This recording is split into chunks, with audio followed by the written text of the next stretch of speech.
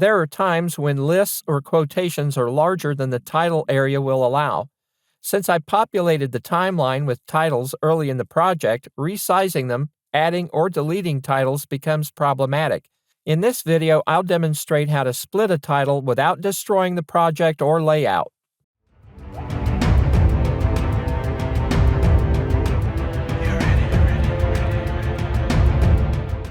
When I set up the project here, I went ahead and put in my title templates, and then I populated the entire timeline.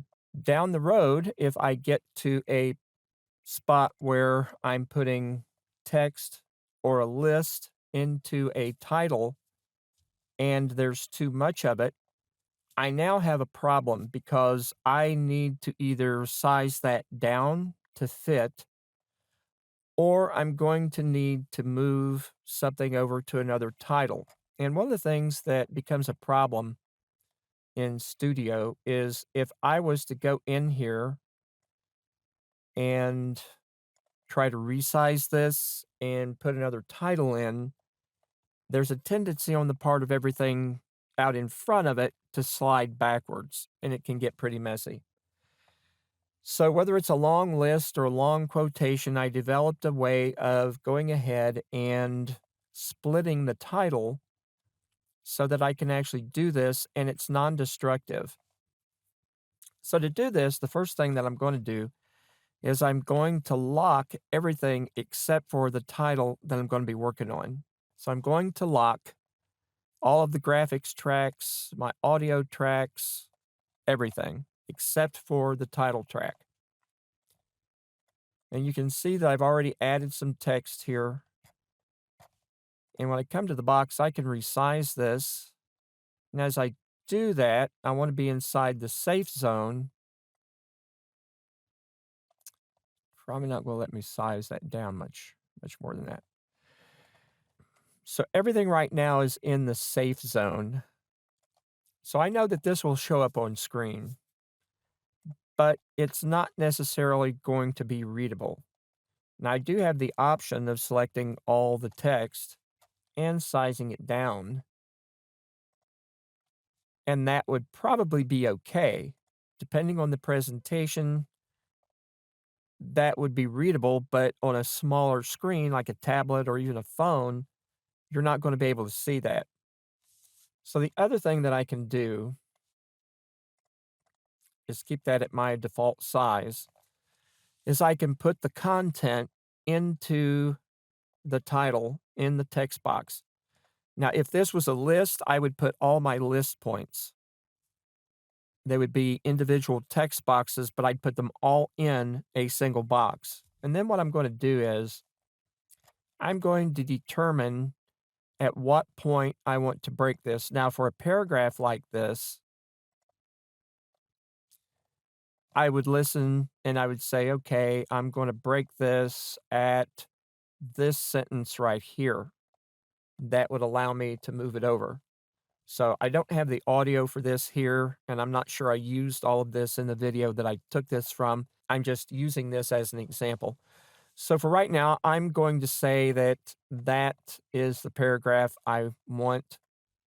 I'm going to pretend that that sentence starts about right here, and I'm going to use my razor blade to cut that. When I cut that, I have two identical copies of the content. And all I have to do now is go into the first title and select everything from this sentence down. And selecting text in Studio gets interesting. It's not a text editor. It doesn't behave like one. Now what I'm going to do is I'm going to go ahead and resize this a little bit to get it in here. Depending on whether or not I have a header up here or a section title, this might be where I keep it.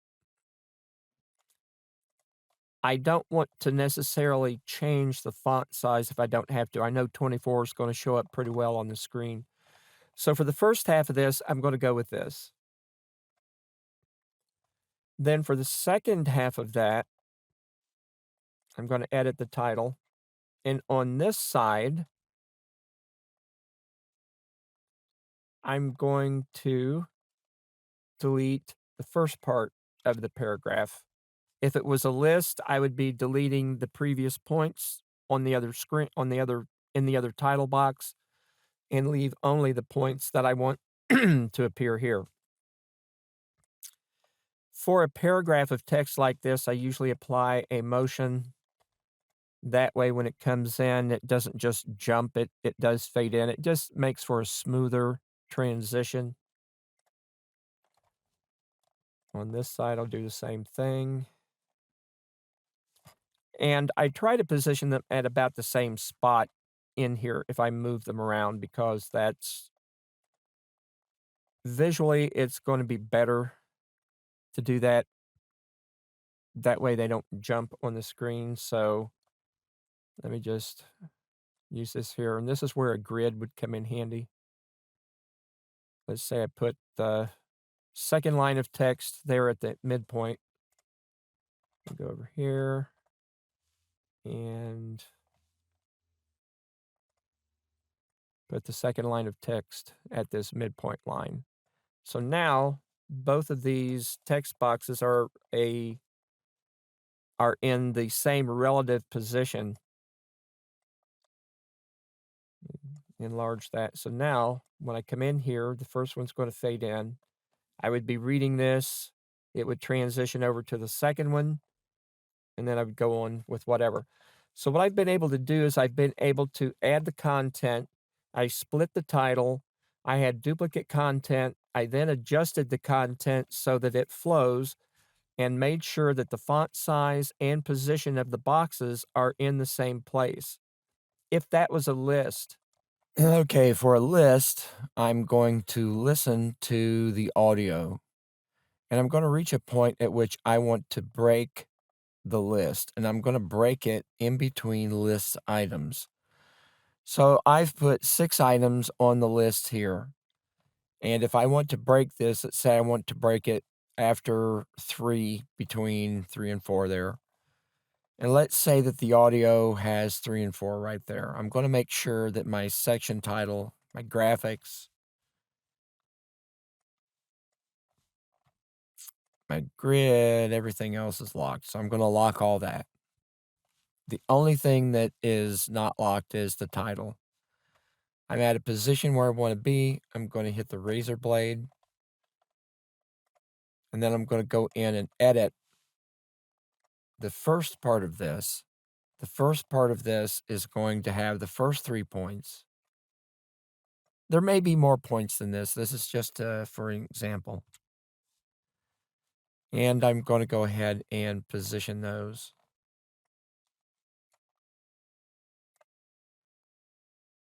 I like to try to work towards the center of the screen. Click OK. Now I'm going to go to the second half. Now, when I filled out all of these text boxes and then split it, what I have is a copy of the list. They're identical. So over here, this is the second part of the list. So I want to take out elements 1 through 3. And then I'm going to go ahead and position these, again, centering them in the screen. And then click OK. And I can play through this and see if this is going to be correct.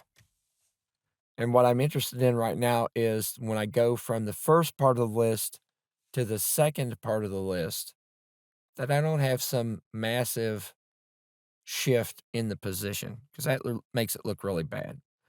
So if it looks good enough, I'm going to go ahead and save that, and then I'll continue on with the rest of the project. At this point in the project, I have to decide if I want a static background for the entire presentation. In this video, I'll demonstrate how to do that, but still be flexible enough to use static graphics or even videos as backgrounds.